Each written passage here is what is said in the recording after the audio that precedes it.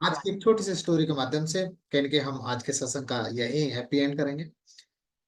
एक बार क्या था साथियों, एक चिड़िया थी और एक चिड़िया का बच्चा था, वो समुद्र में गिर जाता है।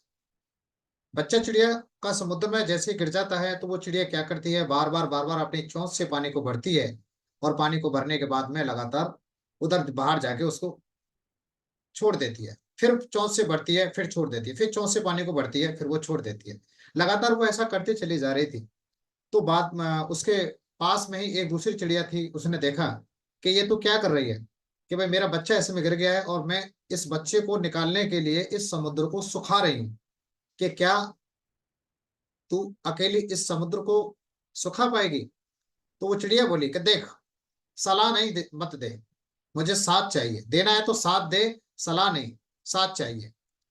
तो वो चिड़िया भी क्या लग जाती है। इसके बाद में फिर वो दोनों पानी को भरती हैं और उधर बाहर खिलाती हैं, बढ़ती हैं, खिलाती हैं, करती हैं, छोड़ती हैं।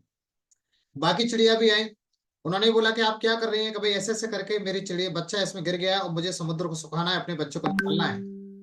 तो क्या, उन्होंने भी बोला कि क्या आप दोनों ऐसा कर पाएंगे। उन्होंने बोला देखो, सलाह मत दीजिए, देना तो साथ दो, अन्यथा सलाह मत दो।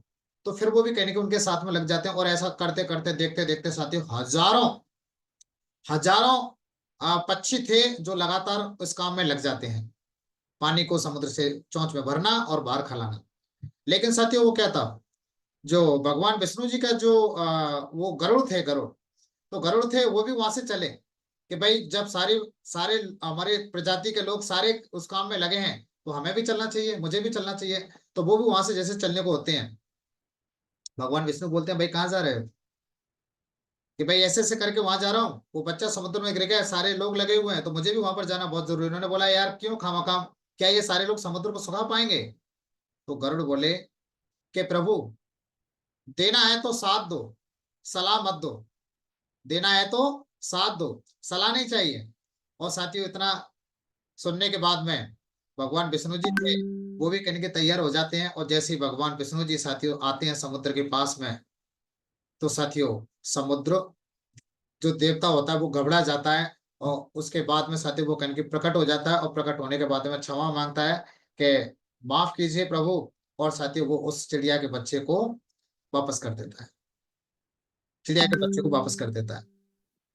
तो हमें इस कहानी से क्या सीखने को मिलता है साथियों, लगातार लगातार हमें सबके साथ मिलकर काम करना है। लगातार साथियों हमें लोगों के साथ, चूंकि हमारा टीम वर्क है, हम लोग टीम वर्क में काम कर रहे हैं, और लगातार हम टीम वर्क में काम कर रहे हैं तो लगातार मिलकर काम करेंगे तो साथियों सभी आगे बढ़ेंगे। हमारी सक्सेस का मतलब सिर्फ हमारी सक्सेस ही नहीं, हमारी सक्सेस का मतलब असली काम की शुरुआत हमारी होती है जब हम सफल हो जाते हैं, कि अब हम अपने एफर्ट, अपनी मेहनत के द्वारा हम दूसरे लोगों को सफल कराएं। असली दुआएं तो उस वक्त मिलती हैं जब एक व्यक्ति के सफल होने के बाद में जब बाकी लोगों को भी सफल होने का मौका मिलता है, साथियों असली दुआएं मिलते हैं। और ये बिजनेस साथियों दुआएं कहते हैं, दवा से भी ज्यादा दुआएं काम करती हैं।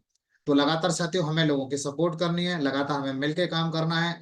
लगातार सिर्फ हमें सलाह सलाह नहीं, हमें मिलकर काम करना है, हमें फील्ड में काम करना है। जहां जितना ज्यादा हो सके उतना ज्यादा हमें लोगों की सपोर्ट करनी है। लोग ये नहीं कहने चाहिए कि सर मैं इस बिजनेस में सपोर्ट की वजह से फेल हो गया, कि सर मेरे को सपोर्ट नहीं मिली। साथियों हमारे पूरे नेटवर्क में कोई व्यक्ति ये नहीं कह सकता है कि कोई लीडर यदि छोड़ के गया वो ये बोले कि सर मैं सपोर्ट की वजह से इस बिजनेस में सफल नहीं हो पाया, आपके नेटवर्क में सफल नहीं हो पाया। कोई व्यक्ति अपनी वजह से भले ही छोड़ के चला जाए। तो साथियों हमें लगातार कायम रहना है और हमें लगातार लोगों की सपोर्ट करनी है। तो थैंक यू, बहुत बहुत धन्यवाद आप सभी का, बहुत बहुत धन्यवाद, बहुत बहुत धन्यवाद।